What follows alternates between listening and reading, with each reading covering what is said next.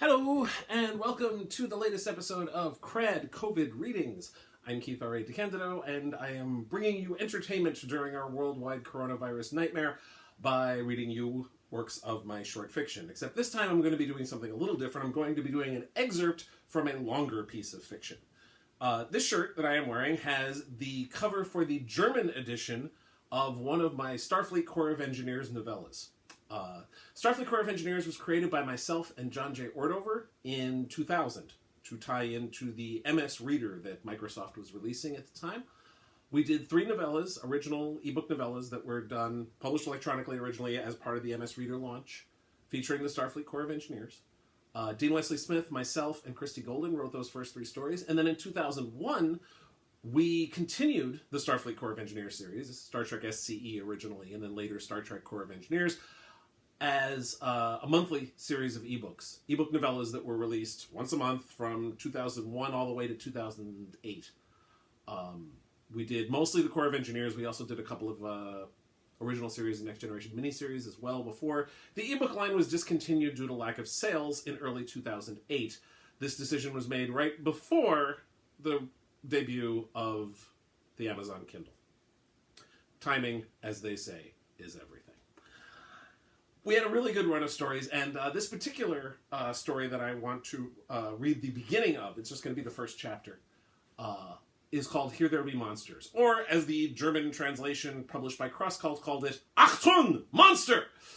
This is part of the Gateways crossover, sort of an epilogue to it. This was a crossover done in 2001, featuring all the different Trek series, including a direct linked crossover among the Next Generation, Deep Space Nine, and New Frontier stories, which all took place in the Alpha Quadrant in the 24th century, and all dealing with various gateways that suddenly opened up all over the galaxy. Anyhow, this has the crew of the U.S.S. Vinci dealing with the aftermath of the Gateways crisis. So, Here There Be Monsters, Chapter 1. I can't find anything wrong with this thing, Duff, Fabian Stevens said from under 12 tons of machinery.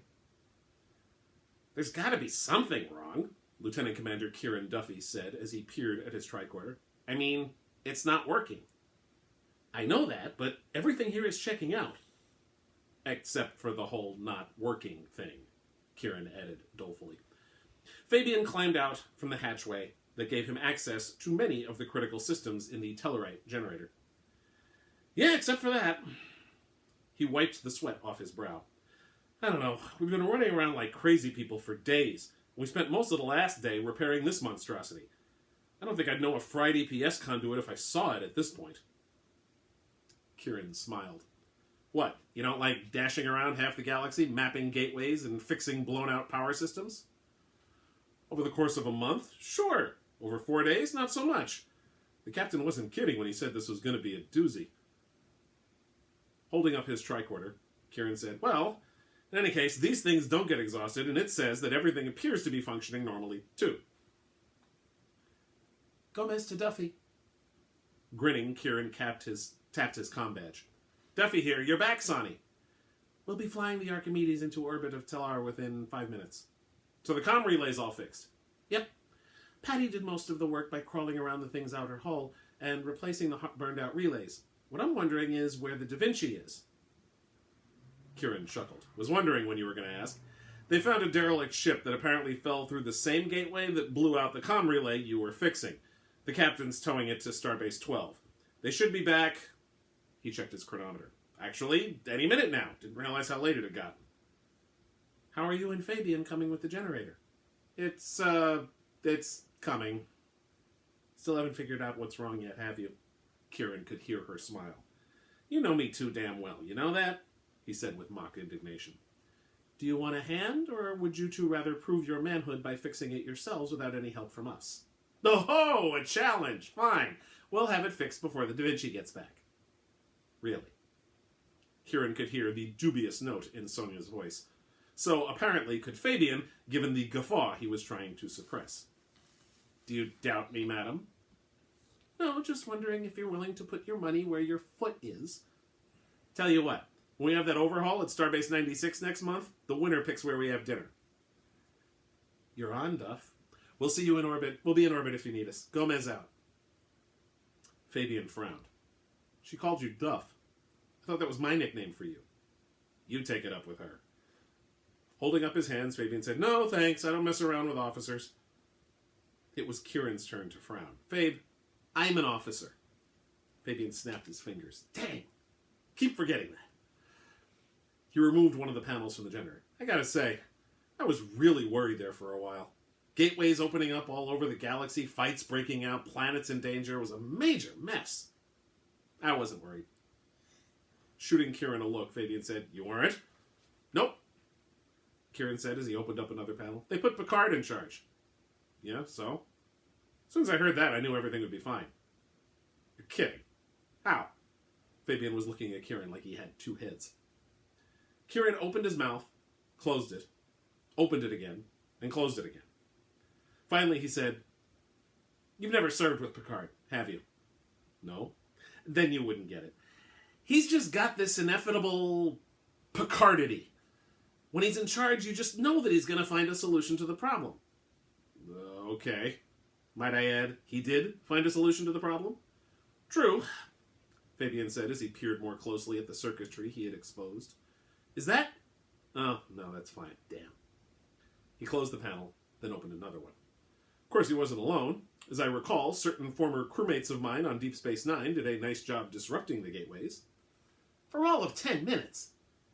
Yeah, but from what I hear, that was a pretty useful 10 minutes. Help expose those fake Iconians for the frauds they were. And it was engineered by one Lieutenant Nog. You remember Nog, right, Duff? The kid you were so condescending to on Empok Nor? The one whose plans you wouldn't even listen to? The one who made us all look like idiots? Yes, Kieran said in a tight voice. I remember. It should be pointed out that I did apologize and offer him a spot on the team. Actually, it was Captain Gold who offered him a spot on the team, and would you take it if you were treated the way you treated him? Kieran sighed. Is there any way I can win in this conversation? Fabian looked like he was pretending to consider it. No, not really, he said. Just checking. All kidding aside, though, I'm especially glad we didn't find ourselves in the middle of any major wars. I mean, bad enough that the gateway that connected to this place led to Andor and led to that little bit of thievery. What little bit of thievery? Fabian turned to look at Kieran. Duff, we've been on Tellar for a day. All anyone's been talking about are the Andorians who came in and stole the Call Andor scrolls.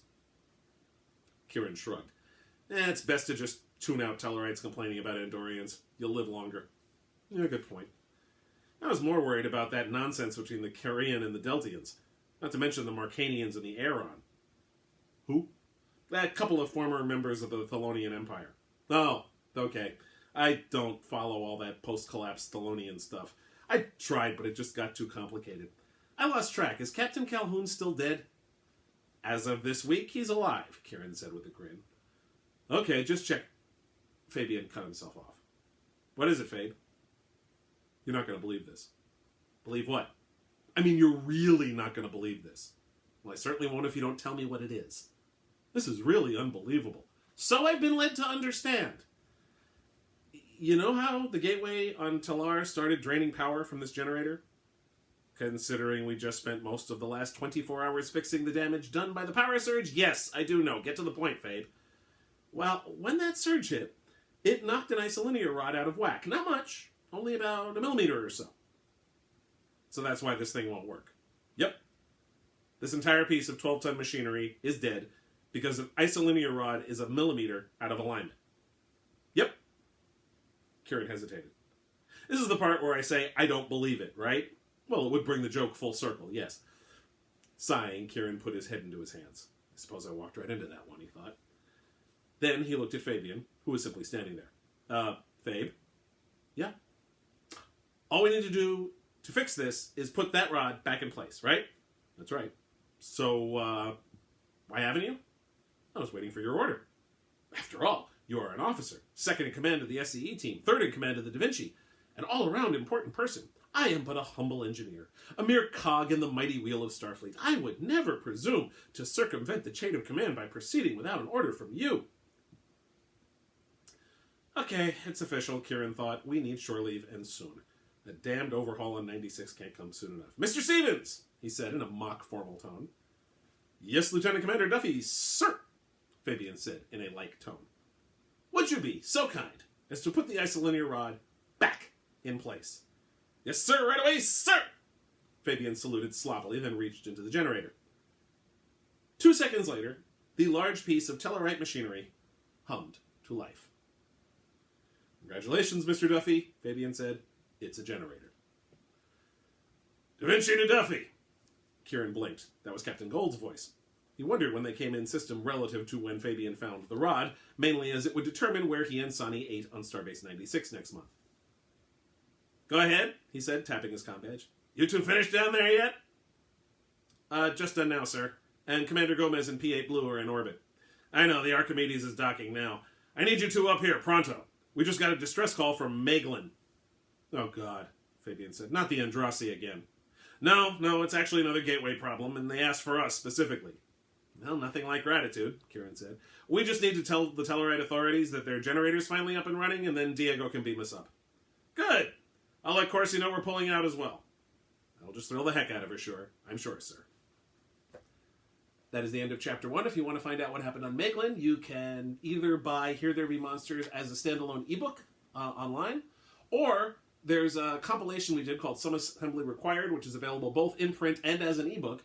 Some Assembly Required also includes 3 other Corps of Engineers stories, including The Riddled Post by Aaron Rosenberg, Ambush by Dave Gallanter, and and Some Assembly Required, which is what we named the collection after, by Scott Siensen and Dan Jolly.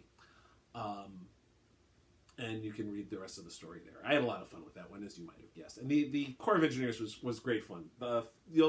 You may not remember, but all three of the characters who appeared in that, actually all three of the 4 characters who had dialogue in that chapter, are all actual screen characters.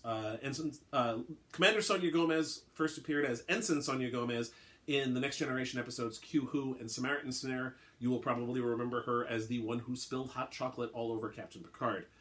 Lieutenant Commander Duffy appeared in Hollow Pursuits, which was the episode that introduced the character of Reginald Barclay. Duffy was the other engineer who had a speaking part. He was the one whose ale glass got all twisted in that episode.